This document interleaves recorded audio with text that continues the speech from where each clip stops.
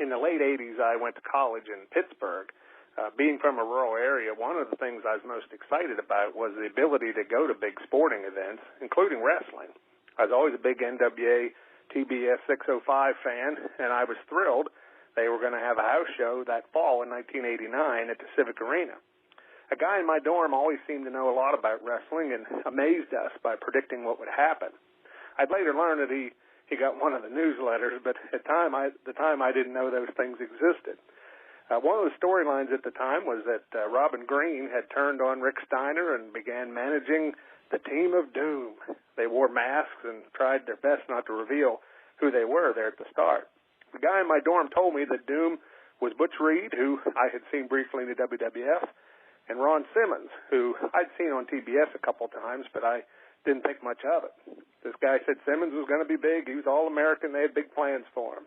I thought, yeah, okay, whatever. I was most excited about the big Ric Flair versus Terry Funk title match in a Texas death match there at the arena. I went early as I'd been to Civic Arena a few times for Penguin games, and I knew where the players would park. We'd sometimes wait for them, and even though we couldn't get very close to them, sometimes they would come over and sign stuff for us. So I thought I'd go and see if any of the wrestlers came in the same way.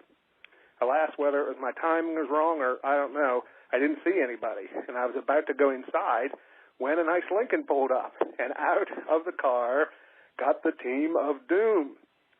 I was amazed. They were, while dressed in regular clothes, they got out with their masks on.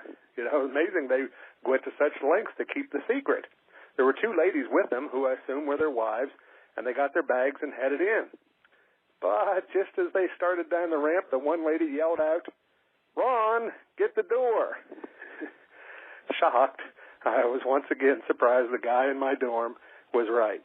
Doom number one did go back to the car, shut the door, and headed back down into the arena. And I thought I heard him mutter something under his breath, which, looking back now, I could guess was probably, "Damn."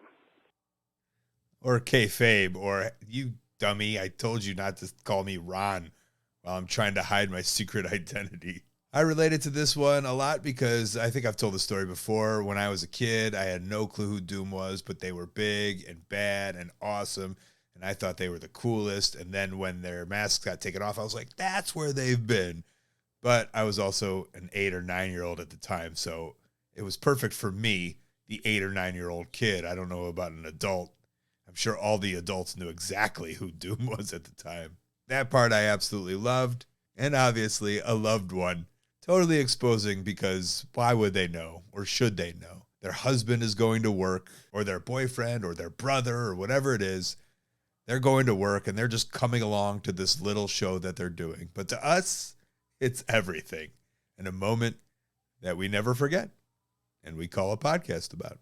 Hey, thanks for watching. That call was part of a whole podcast called Wrestling Anonymous. Listen to the whole thing weekly. Wherever you listen to your podcast, go subscribe. And while you're at it, subscribe right here on YouTube to Colt Cabana's channel. Thank you.